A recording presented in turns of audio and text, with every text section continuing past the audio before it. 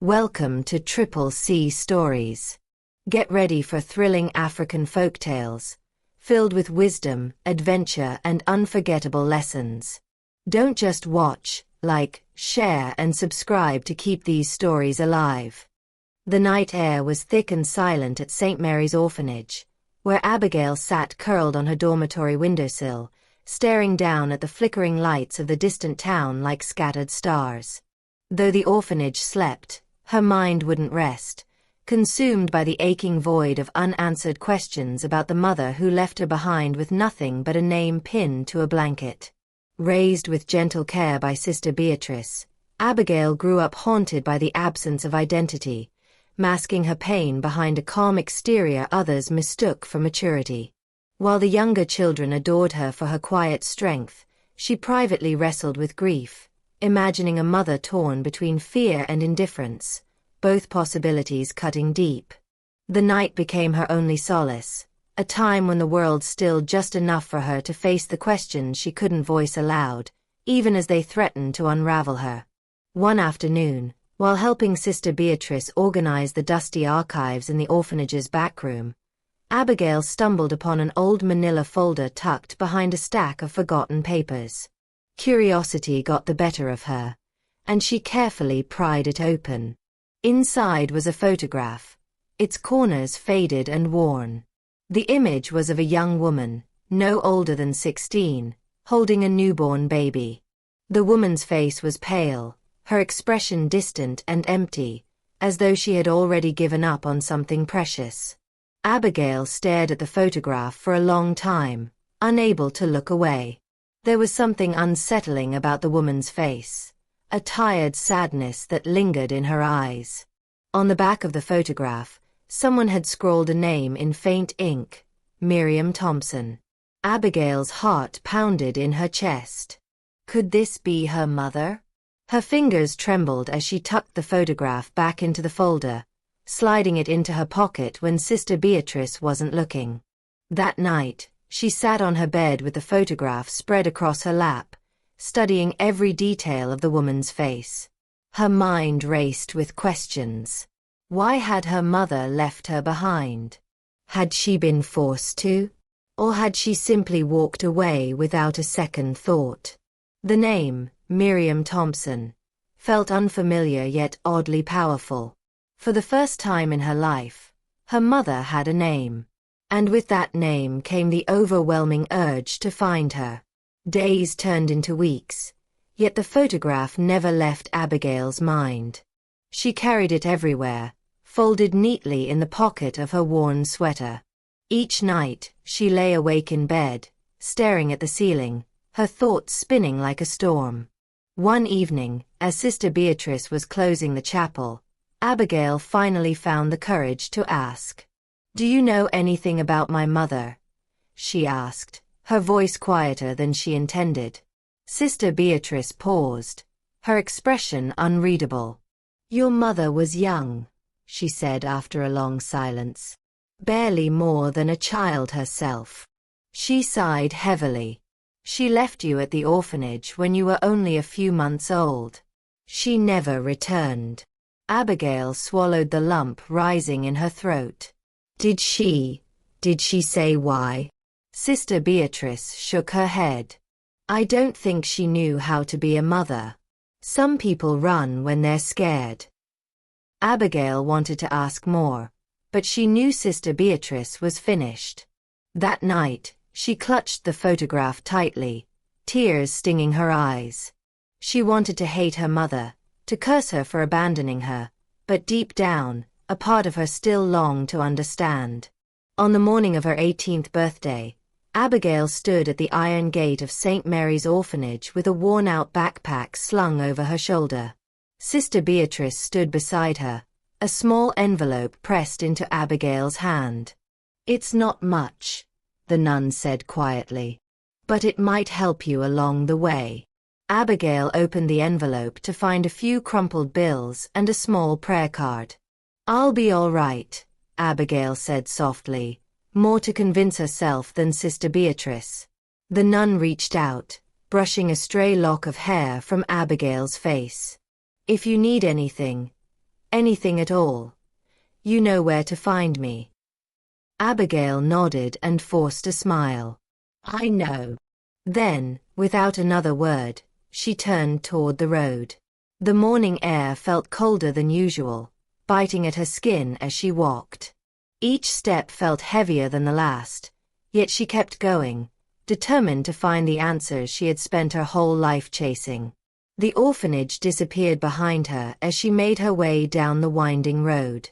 Abigail didn't know what she would find in the town of Greenridge, but one thing was certain: she couldn't keep running from her past.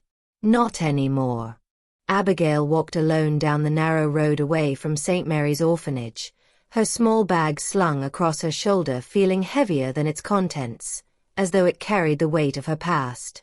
The trees on either side loomed like grasping shadows, and the world ahead felt vast and uncertain. She had no plan, only a name and a fragile hope that somewhere, her mother still existed. Her thoughts spiraled as she walked, the staff who watched her grow, the sting of being the girl with no family, and the nights spent clutching her blanket, dreaming of a mother who never came. Though she'd learned to mask her pain with quiet strength, her heart bore invisible scars. Now, with nothing but questions and a worn path ahead, she wasn't sure if she was chasing hope or fleeing the pain she'd carried for so long. The streets grew busier as Abigail reached the edge of the city. The noise was overwhelming. Cars honked impatiently, and vendors shouted their prices from crowded stalls. The air smelled of roasted corn and fried plantain, blending with the faint stench of smoke from distant fires. Abigail moved through the crowd carefully, clutching her bag tightly to her chest as though her entire life depended on it. People brushed past her without a second glance, their faces hardened by their own struggles. She felt invisible, like a ghost moving through a world that had long forgotten her. The slip of paper in her pocket, the one with her mother's name written in faded ink, felt warm against her fingertips. She had memorized the address printed below the name, repeating it over and over again in her mind like a sacred chant. It was all she had to hold on to. As the sun dipped below the skyline, Abigail reached the quiet, affluent neighborhood listed on the slip of paper. Her heart pounded as she approached a towering iron gate guarding an opulent house far beyond anything she'd ever known. Hands trembling, she pressed the intercom, unsure if a mother would be on the other end, or worse, if she'd be rejected. A cold voice answered, sharp and suspicious. "Who's asking?" Abigail whispered the truth. "Her daughter." After a long silence, the gate creaked open and she stepped onto the immaculate property, greeted by a stern man in a suit who ushered her toward the grand house. Minutes later, the door opened to reveal a tall, poised woman with icy eyes and a stony face. Miriam Thompson. Abigail's breath caught. She didn't need confirmation. She knew. "It's you," she whispered. I'm Abigail." For a brief moment, Miriam's face faltered. A flicker of something Abigail couldn't place flashed in her eyes. But then her expression hardened again, her gaze narrowing as though Abigail's presence was something distasteful. "I don't know what you're talking about," Miriam said firmly, her voice clipped and sharp. "You must be mistaken." Abigail's breath caught in her throat. "But I have proof," she stammered, reaching into her bag with trembling fingers. She pulled out an old photograph, a worn image of a younger Miriam holding a baby wrapped in a pink blanket. "This is you," Abigail whispered. "This is me." Miriam's face twisted, her eyes flashing with something closer to anger than confusion. "I told you," she said coldly. "I don't know who you are." With that, she turned sharply and walked back into the house, the door slamming shut behind her. Abigail stood frozen, the photograph still clutched in her hand. The wind stirred around her, cold and biting, and in that moment she realized what true rejection felt like. It wasn't just words, it was a door closing in your face, a wall being built where love should have been. The weight of it crushed her, And as she stood alone on the steps of a house that should have been her home, she felt smaller than she ever had before.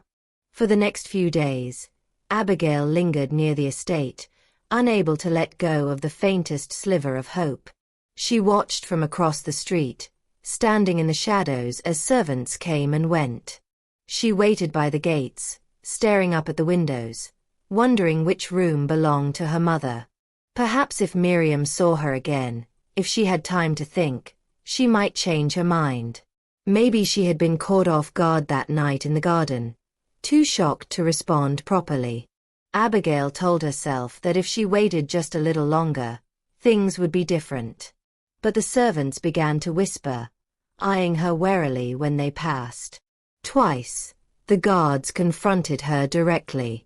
"You can't keep hanging around here," one of them barked. "If you don't leave, I'll call the police." Abigail's heart sank, but she stood her ground.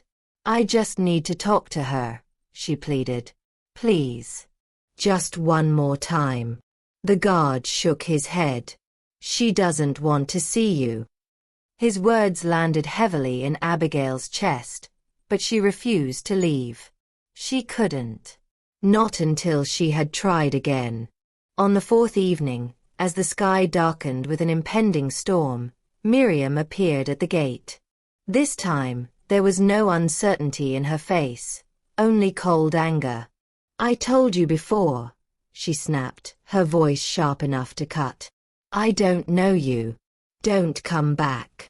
Abigail's hands trembled, but she refused to let her mother's words silence her. "Please," she whispered. "Just listen to me." Before Miriam could turn away, Abigail reached into her bag and pulled out the old birth certificate. The paper was yellowed with age, but the ink was still clear. There was her name, Abigail Foster, and beneath it, her mother's, Miriam Foster. "This proves it," Abigail said, her voice breaking. "You're my mother." For a moment, something flickered in Miriam's eyes, recognition, maybe even guilt, but it vanished in an instant. "You were a mistake," Miriam said coldly. "I never wanted you, and I don't want you now." Abigail's breath hitched, her heart twisting painfully. "You don't understand," Miriam continued, her voice rising. "I was barely more than a child when you were born. What happened to me? It ruined my life. You're just a reminder of that. I can't have you here. I won't." Abigail's tears came before she could stop them. "But I'm your daughter," she choked. "I just wanted to know you." "I don't want to know you," Miriam snapped.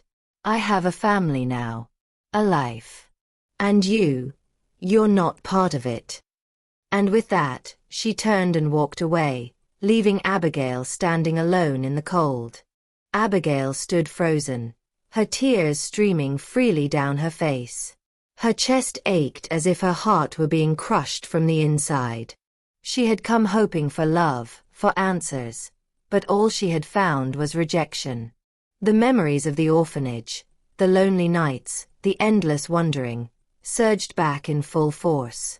She had thought finding her mother would make her whole, that it would fill the void she had carried all her life. But instead, she felt more broken than ever. Her legs felt weak beneath her as she stumbled away from the estate, her vision blurred by tears. The street seemed colder now, the night air sharper against her skin.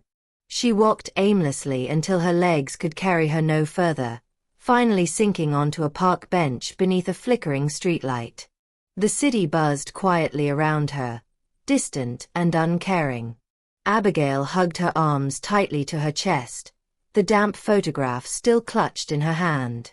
She felt empty, hollow, as if everything she had held onto had been stripped away. In the dim light, she whispered softly to herself, her voice breaking. "I just wanted her to love me." The evening Richard brought Abigail home, the Thompson household was draped in an eerie silence. Miriam stood at the top of the staircase, her arms crossed tightly over her chest, her face cold and unreadable. Abigail, clutching her worn backpack and dressed in second-hand clothes, felt a weight pressed down on her chest. The warmth Richard had shown her earlier now felt distant in this cold, unfamiliar place. "She can't stay here," Miriam said, her voice sharp and unyielding. "This is my home too," Richard shot back firmly. "And she's part of this family." The words lingered in the air, each syllable more bitter than the last. Abigail stood frozen, her gaze flicking between the man who had offered her hope and the woman who seemed determined to crush it. Miriam's eyes locked on Abigail with quiet contempt. "She's not my family," she muttered before retreating upstairs. That night, Abigail lay on the small bed Richard had hastily prepared in one of the guest rooms. The room was too neat, too pristine, a stark contrast to the crowded dormitories of the orphanage. The sheets smelled of detergent rather than dust, and the silence was suffocating. As she stared at the ceiling, she wondered if she had made a mistake by coming here. The memory of Miriam's icy glare haunted her, and for the first time in weeks, she questioned whether she truly belonged anywhere. The days that followed were no easier. Abigail kept her distance from Miriam, slipping through the house quietly and avoiding the spaces Miriam occupied. Mealtimes were the hardest. Richard insisted that Abigail join them at the dining table, placing her between him and Grace, his teenage daughter. While Richard tried to make conversation, Miriam barely spoke, her cold silence making the air heavy. Grace, her hair always styled in perfect braids, offered polite smiles but rarely spoke to Abigail directly. Abigail couldn't blame her. The Harrington home was a world Abigail couldn't understand. Expensive china, pristine furniture, and a family portrait in the hallway that told her exactly where she didn't belong. She felt like an intruder at every turn. Late one afternoon, Abigail lingered in the garden after overhearing Miriam telling a friend that Richard's charity project was embarrassing the family. Her chest tightened painfully. She sat quietly by the flowers, tears stinging her eyes, wondering how someone could despise her so deeply when they knew so little about her. Richard found her there, sitting on the cold stone path. "Don't mind what you hear," he said softly, crouching beside her. "You're here because you deserve to be. Don't let anyone tell you otherwise." His words were kind, but they didn't erase the cold reality of Miriam's rejection. That night, Abigail decided she wouldn't give Miriam the satisfaction of seeing her break. Over time, Abigail began spending more time with Richard. While Miriam kept her distance, Richard seemed determined to make Abigail feel welcome. He introduced her to his friends and took an interest in her interests. Abigail had always loved books, and when Richard discovered this, he filled her room with novels, everything from history books to gripping fiction. She devoured them eagerly, finding comfort in the stories of characters who faced hardship yet endured. Richard even encouraged her to consider going back to school, promising to help her catch up on the education she had missed. Despite her insecurities, Abigail began to believe she might find a place here. Richard's kindness gave her strength, but Miriam's bitterness loomed over her like a dark cloud. One afternoon, Abigail overheard Grace and her younger brother Daniel whispering about her. "She doesn't even belong here," Daniel muttered. "Mom says Dad's just being foolish." "I know," Grace replied, her voice uncertain. "But maybe she's not so bad." Abigail felt her breath hitch. The words stung, yet Grace's hesitant defense surprised her. It was the first time anyone other than Richard had spoken of her with anything close to kindness. That night, Abigail lay in bed replaying Grace's words in her mind, clinging to them like a fragile lifeline. The tension between Richard and Miriam worsened over the following weeks. Miriam's resentment simmered beneath the surface, boiling over whenever Richard defended Abigail's presence. "You're breaking this family apart," Miriam hissed one evening. "She doesn't belong here, Richard." Abigail, who had been walking past the study at that moment, froze just outside the door. "She's your daughter," Richard's voice thundered back. "I don't care what you've convinced yourself of, she's family." Abigail's heart twisted painfully. For all Richard's efforts, she knew his words alone couldn't erase the rejection Miriam had branded into her heart. The following evening, Richard found Abigail sitting quietly by the window in her room. "You're strong," he told her. "Stronger than you realize." Abigail wanted to believe him, but as she watched Miriam pass by the door without so much as a glance, she felt that strength slipping away.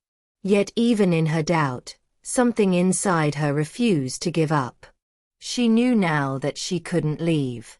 Not because she wanted to hurt Miriam, but because, for the first time in her life, someone was fighting for her to stay. The days after Richard's confrontation with Miriam were filled with icy tension that Abigail felt in every corner of the house. Miriam's silent resentment turned to visible disdain, her bitterness laced into every ignored glance and sharp word. Abigail longed for the smallest sign that she mattered, but her presence seemed to fracture the home. Even as Richard defended her, saying, "This family isn't whole unless we include her," the warmth of his words felt delicate, threatened by Miriam's unyielding anger. Just when Abigail felt most isolated, Grace surprised her with a quiet gesture of compassion. One afternoon, Grace entered Abigail's room with a favorite book and a hesitant smile. Later, Abigail discovered a note tucked inside its pages. "I know things are hard right now, but you're not alone." Tears filled her eyes. In that small moment, she felt the fragile beginnings of connection and hope. Despite Abigail's growing bond with Grace, Miriam's cruelty escalated. One morning in the kitchen, Miriam confronted her, spitting venomous words that shattered Abigail's fragile hope. "You don't belong here. You never will." Abigail barely whispered a defense, only to be told she was nothing. That night, as Richard hummed while preparing dinner, Abigail sat silently, weighed down by the earlier confrontation. When she finally asked if he knew Miriam had never wanted her, Richard stopped everything to reassure her. "You are not nothing." His words, kind and unwavering, pierced the fog of doubt, and as he pulled her into a fatherly embrace, Abigail wept, not just from pain, but because for the first time, she felt seen, heard, and held. As Abigail lay awake, the muffled sound of Richard and Miriam arguing echoed through the walls, pressing on her like the weight of rejection itself. Miriam's cruel words, "You're nothing to me," haunted her, casting a shadow over every hopeful thought Abigail once had about finding her mother. The moonlight flickered across her tear-soaked pillow as she accepted a painful truth. Miriam had built a wall long before their reunion. By morning, the silence in the kitchen mirrored the ache in Abigail's chest. Richard greeted her gently, but the exhaustion in his eyes spoke volumes. When she confronted him about the argument, his explanation was laced with sorrow. Miriam was afraid, scarred by a past Abigail had no part in but now carried the burden of. Choking back tears, Abigail confessed she only ever wanted to belong. Richard's hand rested on her shoulder, his voice firm yet kind. "You belong here, and I'm not going to let anyone tell you otherwise." The days that followed were slow and heavy. Richard did his best to make Abigail feel welcome, but Miriam's coldness lingered like a shadow over everything. Abigail spent much of her time alone, often retreating to her room to read or wandering the garden just to clear her mind. Grace had continued to reach out in small ways, occasionally inviting her to watch a movie or join her for tea, but the tension inside the house never seemed to fade. One evening, after Richard had gone out to run errands, Abigail found herself alone in the kitchen with Miriam. The silence between them was suffocating. Abigail moved to leave the room, unwilling to endure the cold stares any longer, but just as she reached the doorway, Miriam's voice stopped her. "Why didn't you just stay away?" Miriam's voice was quiet but sharp, laced with bitterness. Abigail froze, her heart thudding painfully in her chest. Slowly, she turned back to face her mother. "I didn't come here to hurt you," Abigail said carefully. I wanted to know where I came from." Miriam's face twisted with something close to anger, or perhaps fear. "I spent my whole life trying to forget," she spat. "And you come waltzing in here, dragging everything back to the surface like it's nothing." Abigail felt her breath catch, her emotions boiling to the surface. "I didn't ask to be born," she shot back. "I didn't ask for any of this. But I'm still here, and I deserve to know who I am." Miriam's face paled, and for a brief moment, something softened in her eyes. "I was just a girl," she whispered, her voice barely audible. "I didn't know how to deal with any of it. I didn't know what to do." Her gaze dropped to the floor, and Abigail saw it clearly for the first time. The guilt, the shame, the years of regret that Miriam had buried beneath her coldness. "I thought you'd be better off without me," Miriam said, her voice hollow. "I thought, if I could forget, maybe I could live again." Abigail's heart twisted painfully. "You're wrong," she said quietly. "I wasn't better off. I spent my whole life wondering why no one wanted me." She swallowed hard. "And it hurt. It still hurts." For a long time, neither of them spoke. Miriam stood stiffly by the counter, her hands clenched into fists. Abigail stood in the doorway, unsure whether to stay or walk away. "I'm not trying to take anything from you," Abigail finally said. I just wanted to know I mattered." The words came out softer than she intended, and they seemed to strike something deep inside Miriam. Her mother's face crumpled, and for the first time since Abigail had arrived, she saw tears in her mother's eyes. Miriam turned away quickly, brushing her fingers across her face as though she could erase the evidence of her vulnerability. "I don't know how to fix this," Miriam whispered. Abigail stepped forward hesitantly, her voice soft but steady. "Maybe we don't have to fix everything right now," she said. "Maybe we could just try." Miriam let out a shaky breath, her shoulders slumping as though the weight of years had finally begun to lift. "I'll think about it," she muttered, her voice barely audible. And though those words were far from what Abigail had hoped for, they felt like the closest thing to peace she had known in a long time. One quiet morning, as golden light spilled through the kitchen windows and the scent of tea curled softly in the air, Miriam reached for Abigail's hand, not with hesitation, but with intention. No words were needed. The silence that once divided them was now filled with understanding. Richard stepped forward first, his arms enveloping Abigail with a father's quiet pride, and Grace followed, resting her head on Abigail's shoulder with the affection of a sister who had waited a long time to share her heart. But it was Miriam's embrace, trembling, tearful, and full of unspoken apology, that broke the dam. In that circle of warmth and forgiveness, something long fractured was gently made whole. Abigail closed her eyes and let it all in. The love, the acceptance, the family she had once only imagined. And for the first time, she felt not like a guest or a burden, but like a daughter, home at last. Thanks for watching. Hope you enjoyed this story. Please don't forget to like, share, subscribe to C Stories. Let me know your thoughts in the comments section and stay tuned for more exciting stories.